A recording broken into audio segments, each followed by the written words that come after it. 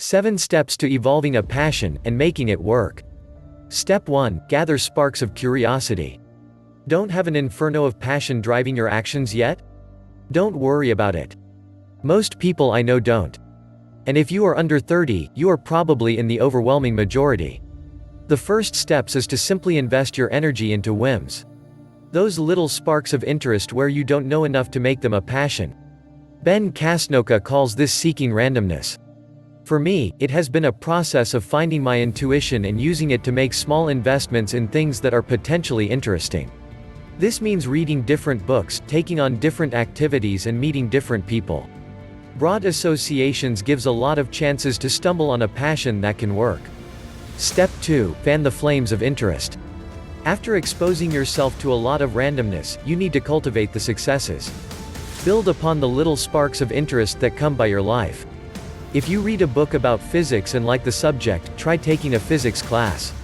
If you enjoy some basic programming, try a small software project. Step 3. Cut out distractions. Cultivating whims and exploring new passions requires time. One of the reasons I've placed such an emphasis on productivity with myself, is that without it I couldn't explore these options.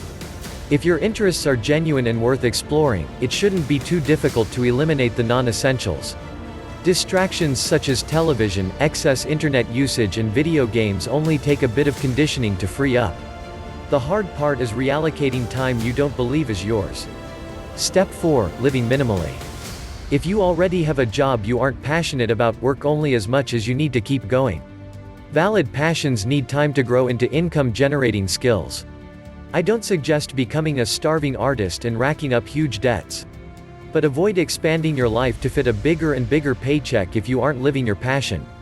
Otherwise you simply trap yourself into a life that is comfortable, but otherwise dead. Leo Babauta, author of Zen Habits, is a great example of this. With 6 kids, freelancing work and another job to help support his family, he found ways to cut expenses and focus on his passion. His website has quickly grown to become incredibly popular, and I wouldn't be surprised if it was a stable source of income for him in a few years. Live minimally, and avoid getting trapped into a comfortable, but unsatisfying, life. Step 5. Make a passion that creates value. If you have a skill that creates social value, you can make money through almost any medium.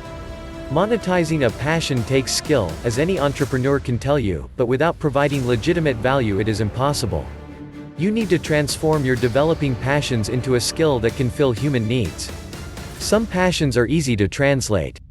An interest in computers could allow you to become a software designer.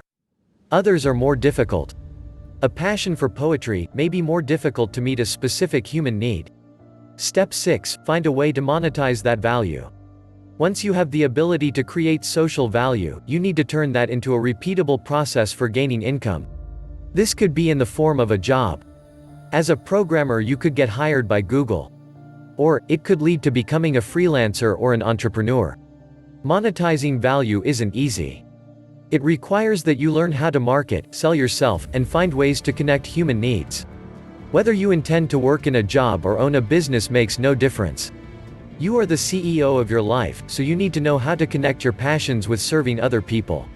Step 7. Go back to Step 1. Describing this process in steps is misleading. It implies that there is a destination. There is no destination.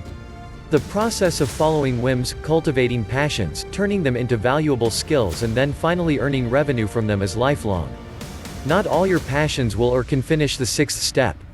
But as persistent as the myth you need to decide what you want to do with your life, is the myth you can only have one passion. I'm at a point where cultivating passions has meant I have too many options. Too many possible paths that could lead to enjoyable and fulfilling careers. Don't obsess over one failed attempt.